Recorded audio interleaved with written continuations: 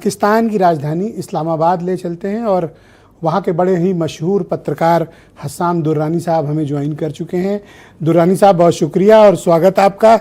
फिरनी तो मैंने मंगाई थी लेकिन अब भेजूँ कैसे, ये संकट आ गया था। लेकिन अब आज आप जुड़ गए हैं तो मुझे आपसे एक ये जानना था कि मुझे लगा था कि आज गुड न्यूज़ मिलेगी कि ये डील साइन हो जाएगी, लेकिन अफसोस की बात ये फिर साइन नहीं हुई। अब कारण क्या रहा? आप लोग इसको किस तरह से देखते हैं आज के घटनाक्रम को?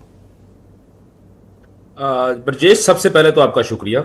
और दूसरी बात यह थी कि आपने अगर नियत कर ली है तो आप ये समझे कि फिरनी मुझ तक पहुंच गई। तो मैं काम करता हूं, तो आपकी फिरनी करोरी सिंह साहब को खिला देता हूं और आप ये मान लेना कि ये खा लिया। मैंने आपसे वही अर्ज की कि बल्कि हमारे यहाँ पे कहते हैं नियत करो, नियत का भी सवाब होता है। तो अगर आपने मुझे फिरनी खिलाने की नियत कर ली तो मैंने फिरनी खा ली सर, बड़ी मोहब्बत आपकी। अच्छा, दूसरी बात ये थी कि ये जो अभी जो गुफ्तगू हुई है इसमें अभी जो हमारे भाई बात कर रहे थे बिल्कुल दुरुस्त इन्होंने बात कही है कि जो 14 पॉइंट्स 14 पॉइंट्स जो हैं बेसिकली जो आए हैं, जिसमें से 13 पॉइंट्स जो हैं जो कि ईरान के हक में जाते हैं। और इसका मतलब ये हुआ कि जो कुछ भी चीज़ें हुई हैं वो ईरान की मर्जी के मुताबिक हुई हैं। आप ये कह सकते हैं कि पावर जो थी वो ईरान के हाथ में थी, इस पूरी डायरेक्शन उसके हाथ में थी। लेकिन सबसे बड़ा प्रॉब्लम जो है, कल भी मेरी जो है तेहरान में जो है हमारे एक दोस्त हैं, उनसे बात हो रही थी। और आपको पता है कि ईरान की सबसे बड़ी जो न्यूज़ एजेंसी इरना न्यूज़ जो है उनका पाकिस्तान में यहाँ पे भी एक सेटअप है, बैरो इनका ऑफिस है, उनसे भी मेरी गुफ्तगू हुई। और ईरान में जो है इरना न्यूज़ के जो करता धरता है, यानी कि वहाँ पे जो इनके टीम मेंबर्स हैं, उनसे भी मेरी बात हुई है। और मेरा जो एक कंसर्न था जो कि बेसिकली मैं उनसे करना ये चाह रहा था कि ऐसा कौन सा प्रॉब्लम आ रहा है कि आपके जानिब से मुसलसल फतवे आने शुरू हो गए हैं कि डोनाल्ड ट्रंप से जो शख्स मुलाकात करेगा या डोनाल्ड ट्रंप से जाके जो शख्स हाथ मिलाएगा वो वापस ईरान नहीं आ पाएगा। तो ये तो बेसिकली आप चाहते क्या, आप करना क्या चाहते हैं? तो उन्होंने कहा कि क्योंकि जी हमारे सेंटिमेंट्स हैं, हमारे जो आयतुल्ला जो हैं उनको शहीद किया गया है, लिहाजा हम हमारे यहाँ पे एक बहुत एक जो अवाम है वो रिजिड है इस मामले में। वो कहते हैं कि ठीक है, फिलहाल जो ये लड़ाई जो है थोड़ी देर के लिए रुक गई है, लेकिन जंग जो है मुस्तकिल चलेगी। और ये जंग जो है ये एक बयानिए की जंग है, एक नैरेटिव की जंग है। तो जिसके ऊपर मैंने उनसे मेरा मेरा ये क्वेश्चन ये था कि भाई आप जिस तरह की बात कर रहे हैं कि आप ये कहते हैं कि पासदारान इनकलाब जो है वो काफी रिजिड हैं, तो भाई मेरे आप जरा अवाम को थोड़ा तो क्या सा मैं ये तो समझूं कि ईरान में एक बड़ा वर्ग है जो इस डील को नहीं चाहता? जी बिल्कुल, मैं आपसे वही अर्ज करना है, मैं उसी पॉइंट के ऊपर आ रहा हूँ। अब ब्रजेश भाई अगर आप थोड़ा सा समझिएगा, क्योंकि मैं जो बात कर रहा हूँ ये यकीनी तौर पे आप लोगों के लिए भी थोड़ी सी बेहतर हो जाएगी। और ब्रजेश भाई आपके लिए तो बहुत ज्यादा अच्छी बात होगी, क्योंकि जब आप इस चीज को अगर आप खुद से करेंगे तो आपको इसकी बहुत सारी डेप्थ के अंदर बहुत सारी चीजें आपको नजर आनी शुरू हो जाएंगी।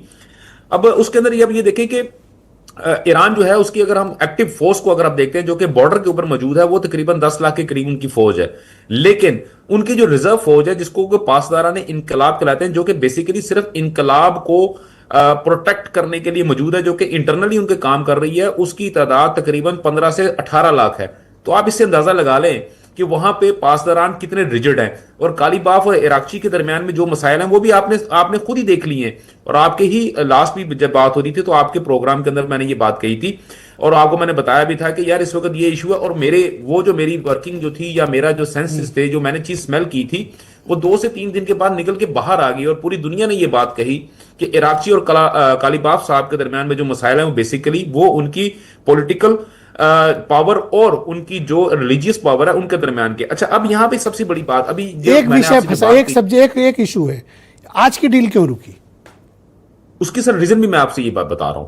उसकी रीजन भी यही है, क्योंकि जब ये कहा गया था कि सदर मसूद पज़ेश्कियान जो है वो वहां पे आएंगे और उसके साथ में जो है डोनाल्ड ट्रंप भी वहां मौजूद होंगे। लेकिन जब ये इस किस्म की गुफ्तगू जब आपके मुल्क के इंटरनली शुरू हो जाएगी तो क्या पॉसिबल है कि अब सपोज मुझे छोटी सी बात करता हूं ना, पाकिस्तान और भारत के दरमियान में लड़ाई हो जाती है और नरेंद्र मोदी और शहबाज शरीफ जो है वो किसी तीसरे मुल्क में जाके जो है वो अपना कोई मुज़ाकरात करते हैं। तो यहाँ पे भारत के अंदर जो कुछ लोग उठ के ये कहना शुरू कर देंगे कि नरेंद्र मोदी ने अगर शहबाज शरीफ से हाथ मिलाया तो हम उसका हाथ काट देंगे, या शहबाज शरीफ ने अगर नरेंद्र मोदी से हाथ मिलाया तो हम उसका हाथ काट देंगे। तो देखें, पॉलिटिकली पॉइंट ऑफ व्यू से अगर आप देखते हैं तो नरेंद्र मोदी और शहबाज शरीफ कभी भी ये जो है ना अफोर्ड नहीं कर सकते। कोई मतलब डेलीगेशन टू डेलीगेशन बात कर लेंगे, उसमें ऐसा क्या? लेकिन सिर्फ इसी विषय पे या लेबनान पर आज बमबारी हुई, ये वजह कुछ लोग मान रहे हैं। बिल्कुल हुई है, बिल्कुल हुई है।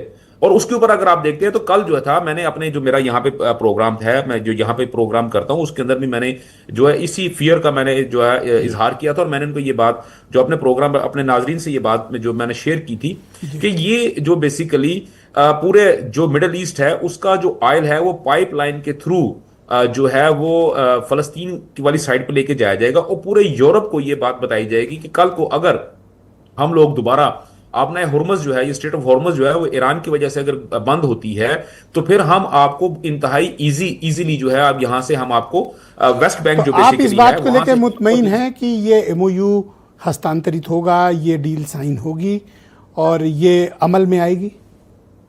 जी बिल्कुल है। उसकी रीजन ये है कि ईरान की जानब से जो है वो रूस और चाइना और सऊदी अरब, ये तीन ममालिक ऐसे हैं जो कि उसके गारंटर के तौर पे हमें सामने आए नजर आए हैं। और अपना कल की अगर मैं बात करता हूँ, डोनाल्ड ट्रंप ने जो है वो बाकायदा तौर पे चाइना और रूस को उनका शुक्रिया भी अदा किया कि उन्होंने जो है वो किसी तरह से तो भी आज तो एक्टिव नहीं पार्ट हुआ किया। दुर्रानी साहब, तो आज नहीं तो अब कब? आ, मेरा ख्याल है, मेरा मेरा मेरा मेरा मेरा ये जाती ख्याल है, बल्कि मेरी ख्वाहिश है कि ये नेक्स्ट जो कमिंग वीक है उसके अंदर ये चीजें जो हैं वो नहीं, होती हुई हमारी नजर आ आपकी रही ख्वाहिश से ये हैं। डील नहीं होगी ना, फैक्चुअल नहीं, पोजीशन मुझे मेरी जो मैंने जो चीज सेंस की है, अभी आप ये कह सकते हैं ब्रजेश भाई कि कुछ चीजें हम लोग स्मेल भी करते हैं। देखें, आप भी एक जर्नलिस्ट हैं, मैं भी एक जर्नलिस्ट हूं, आप भी तज्जिया करते हैं, मैं भी तज्जिया करता हूं, और कुछ चीजों के साथ हम जब, और खास तौर पे जब हम किसी मुल्क के किसी सोर्सफुल पर्सन से अगर हम गुफ्तगू कर रहे होते हैं तो हमें बहुत सारी चीजों के बारे में हमें चीजों का पता लगना चाहिए, लगना शुरू हो जाता है, वो अलग बात है, तो फिर हम अपने हिसाब से जो है उनको एनालाइज करते हैं। तो मेरा ख्याल है कि नेक्स्ट जो कमिंग वीक है इसके अंदर चीजें काफी हद तक हमें बेहतर बहुत होती हुई शुक्रिया नजर दुर्रानी आएंगी। साहब, कृपया हमारे साथ प्लीज बने रहिएगा, मैं इस डिबेट को आगे बढ़ाना चाहता हूँ।